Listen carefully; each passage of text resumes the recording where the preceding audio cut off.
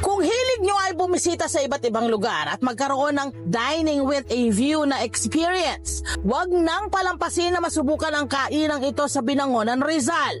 Ito ay negosyo ni Jensen Madriaga na nabuo dahil sa matiyagang pag-iipon at magiging focus sa goal na mabigyan ng magandang kinabukasan ang pamilya. Saluhan natin si Jensen sa masarap na pagkain at masayang kwentuhan dito sa Agahan Natin.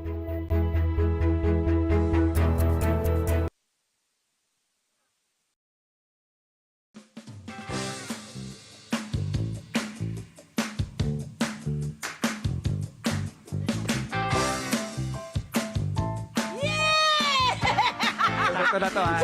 Sir, nakita ko agad yung tilapia! Bumati ka ng palagpalan natin si Ginoong Jensen Madriaga. Hello po, good morning po. Sir Welcome po sa Jensen! Sikatan. Sir Jensen, ang ganda naman itong pwesto mo. Dito pa lang ha, ito pa lang.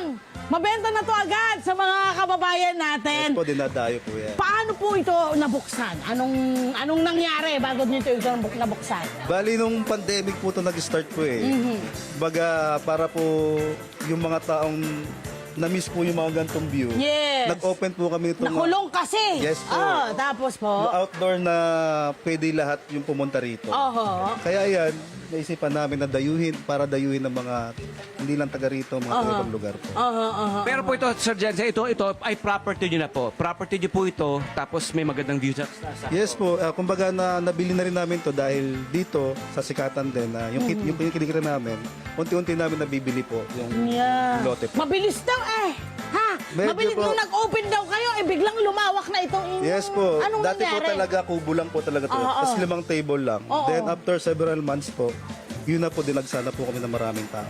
Ano ang sa palagay nyo kinagiliwan ng mga tao rito, ng mga customer nyo? Pagkain o view? Parehas po eh. Bukod po sa magandang view, plus na po yun eh. Tsaka po sa masarap naming pagkain tulad po nito. Yes po, sobrang dapat. Ayan, Yung serbisyo din namin, maganda rin po. Di ba? Masarap ng pagkain mo, pero di ba, wala namang And of course, servisyo. tama yung sinabi din niya, my friend, service. Yes Kasi po. natatandaan din yun, ano, yung Yes po, service yung dapat binibigay nyo. magandang serbisyo, masarap na pagkain, Okay. at plus yung magandang view natin. Okay, Perfect eto na. Pag-usapan na natin, nakahain na sa harapan Yes namin. po.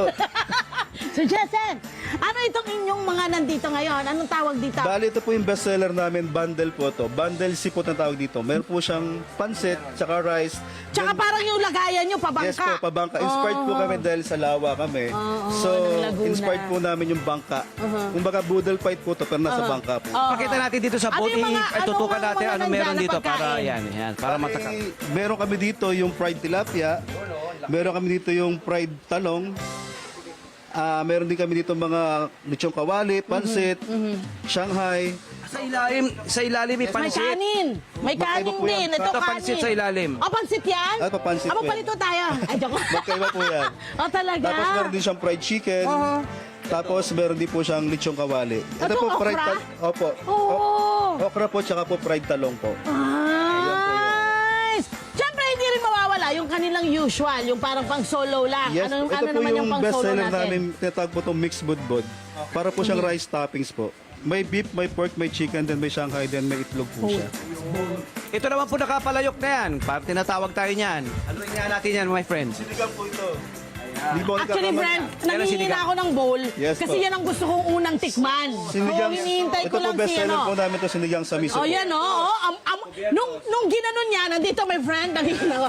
Nung ginanon niya, ay nako, ang sarap ng Yes po, amoy. sinigang sa Anong miso. kaibahan ng inyong sinigang sa miso sa ibang mga restaurant na meron dito? Bali, ang ginagamit po namin dito, totoong sampalok po. What? Ay, wait, talaga yung bowl. Totoong sampalok po, tsaka Wow! mga fresh na gulay po. Yes, correct.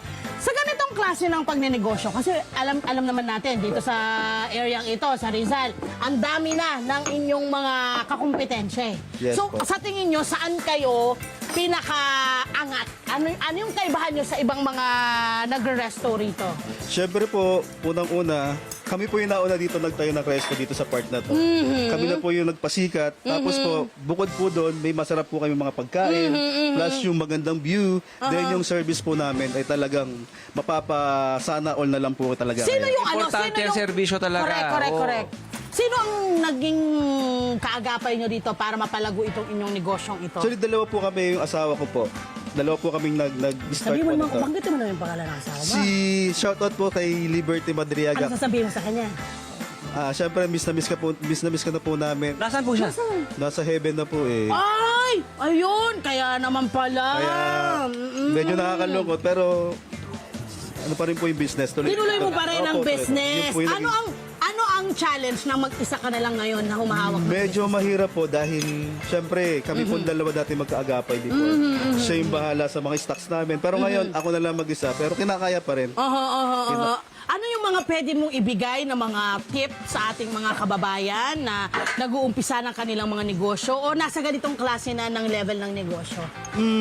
Dapat maging consistent lang kayo araw-araw sa ginagawa nyo. Correct. Tapos sipagan nyo lang kasi darating at darating yung time na makakamit nyo yung gantong kung nasan man ako ngayon. Kumbaga, consistent lang po talaga dapat At sa ginagawa. eto na, my friend, balak mag-branch out.